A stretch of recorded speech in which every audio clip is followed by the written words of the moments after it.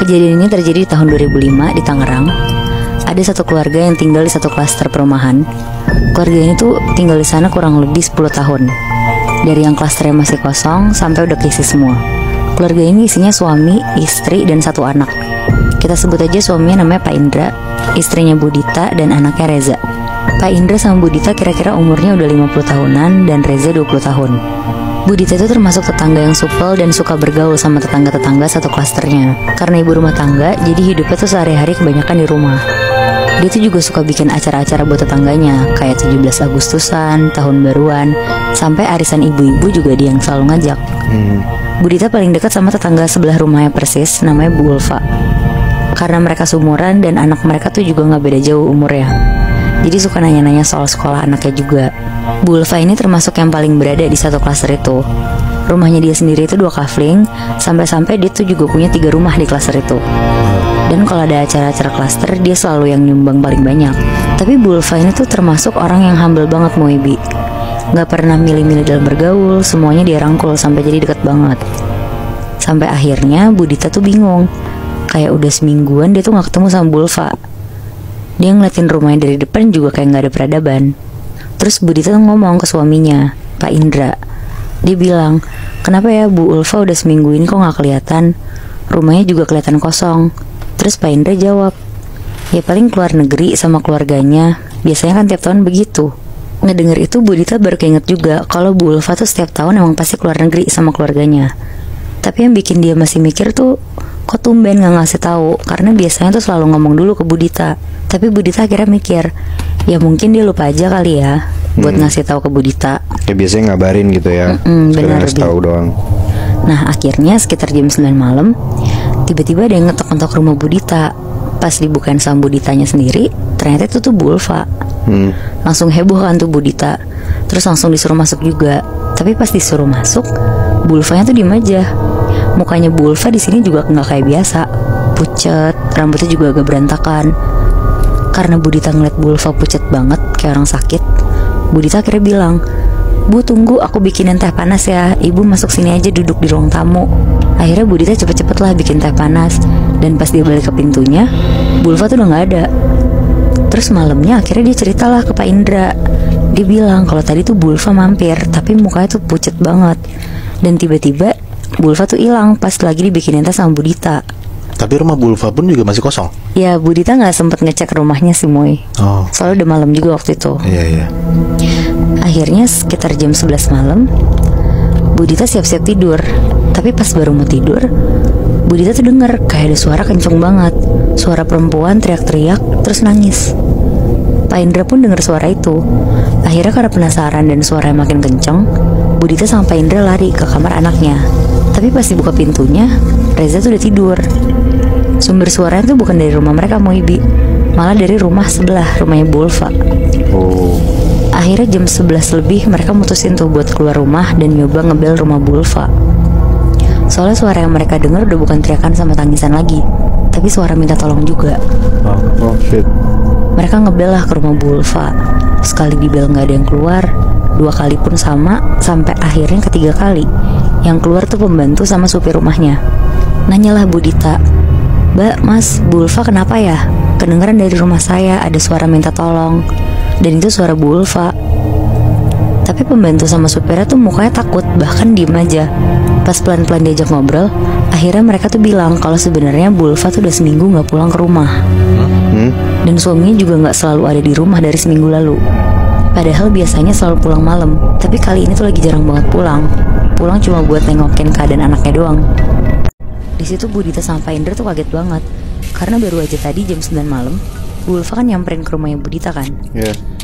Nggak denger itu akhirnya Bu Dita sama Pak Indra gak mau perpanjang obrolan. Mereka mutusin lah buat balik ke rumah lagi. Terus? Nah besoknya Bu Dita tuh emang ada jadwal arisan sama tetangga-tetangga lainnya. Di momen ini tuh Bu Dita mau mastiin kalau Bu Ulfa tuh sebenarnya ada beneran atau enggak. Karena Bu Ulfa tuh gak pernah absen di arisan bulanan. Sekitar jam 1 siang, Bu Dita datang ke rumah tetangganya, Bu Rini. Pas datang semuanya udah kumpul, dan pas dia lihat sekitar, gak ada tanda-tanda dari Bu Ulfa.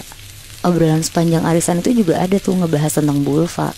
Ibu-ibu yang lain tuh ternyata juga penasaran kalau Bu Ulfa tuh kemana. Soalnya tumben banget HP-nya tuh mati, nggak bisa dihubungin sama sekali. Tapi di situ Budita tuh milih buat diem aja. Dia juga nggak mau ceritain kejadian yang kemarin dialamin itu. Malamnya pas pulang pun Budita langsung cerita ke Pak Indra.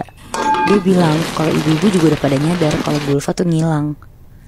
Ya karena mereka berdua juga gak bisa apa-apa, jadi mereka tuh nunggu info berikutnya. Mereka juga berharap kalau Bu Ulfa tuh gak kenapa-napa. Sekitar jam 10 malam pas Budita sama Pak Indra udah siap-siap mau ke kamar, tiba-tiba TV di ruang keluarga mereka tuh nyala sendiri.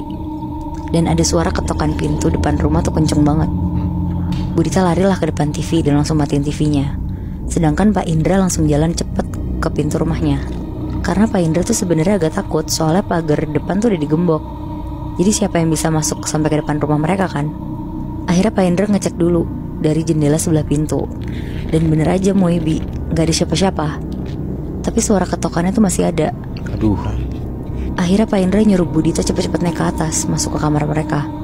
Pak Indra bilang ke Budita kalau ini tuh kayaknya ada yang gak beres. Terus Pak Indra juga bilang kalau ada suara ketokan pintu lagi jangan dibukain pokoknya. Pak Indra disitu juga nyamperin kamar Reza untuk ngasih tahu hal yang sama. Akhirnya sekitar jam 11 malam mereka tidur. Pas udah setengah tidur, tiba-tiba ada suara ketokan pintu. Tapi dari kamar Budita dan ketokannya tuh pelan kali ini. Sampai ke kamar? Sampai ke kamar Moy. Wow. Karena setengah sadar, Budita yang baru bangun tuh langsung jalan ke pintu buat ngecek. Awalnya dia mikir kalau itu tuh Reza. Tapi pas dibuka, ternyata itu tuh Bu Ulfa yang udah berdarah-darah, bajunya robek-robek, kepalanya tuh ketancep pisau sambil bilang, "Tolong." Aduh, ini serem banget. Wah, ngeliat itu Budita tuh langsung banting pintu, lari, terus langsung bangunin Pak Indra. Di malam itu juga Moibi, mereka berdua langsung nyamperin rumah Bu Ulfa. Mereka ngebel berkali-kali sampai ada yang bukain. Sampai mereka di situ tuh juga manggil satpam dan RT yang juga tetangga mereka, buat mastiin kalau Bu Ulfa ini tuh gak kenapa-napa. Nah rencananya mereka semua tuh mau masuk ke rumahnya Bu Ulfa. Tapi sebelum maksa masuk, akhirnya pembantu sama supirnya ini tuh bukain pintu. Mimik mereka tuh penuh ketakutan gitu loh. Dan tanpa ada perlawanan, mereka tuh langsung bolehin Budita, Pak Indra, RT sama satpam buat masuk ke dalam rumah. Di dalam rumah Bu Ulfa pada saat itu tuh kosong. Anaknya Bu Ulfa di situ tuh juga lagi nginep di rumah temennya, karena orang tuanya juga nggak pulang-pulang. Jadi kenapa pembantu sama supirnya langsung izinin masuk tuh? Karena sebenarnya udah semingguan ini, setiap malam mereka tuh dengar dari kamar Bu Ulfa ada suara teriakan, nangis, dan juga minta tolong. Tapi karena mereka tahu Bu Ulfa nggak di rumah, mereka tuh gak berani naik ke kamarnya yang ada di lantai 3. Akhirnya mereka rame-rame naik ke kamar Bu Ulfa dan sesuai dugaan, kamarnya tuh dikunci. Karena ada satpam sama RT, jadi akhirnya mereka dobrak paksa lah pintunya. Dan pas didobrak, di dalam tuh banyak banget darah di lantai, di kasur. Terus baunya tuh juga bau anyir banget kamarnya. Akhirnya rumah Bu Ulfa di situ dijadiin TKP. Terus supir sama pembantunya juga buat sementara dipulangin dulu, karena suaminya ini tuh gak tahu di mana dan gak ada yang bisa ngehubungin juga. Nah seminggu kemudian, jasadnya Bu Ulfa tuh ketemu di semak-semak rumah kosong yang jaraknya 5 kilo dari klaster itu. Anjing. Wah, anjrit. Dan ternyata Moebi, katanya Bu Ulfa ini tuh dibunuh dengan sadis sama suaminya, yang ternyata pakai pesugihan dan jadiin Bu Ulfa sebagai tumbal. Fuck. Anjrit. Berarti selama ini Bu Ulfa hilang bukan karena keluar negeri tapi karena meninggal. Iya bener Moy. Wah anjing Bi. Wow. Terus sampai sekarang suaminya gimana, Nat? Setahu gue sih sampai sekarang masih dicari nih Moy suaminya. Karena katanya suaminya tuh pindah-pindah mulu. Wah anjing. Berarti si arwahnya Bu Ulfa masih gentayangan dan ngeganggu tetangga-tetangganya Bi. Ya iya sih Moy, buktinya aja si Budita itu dimintain tolong terus.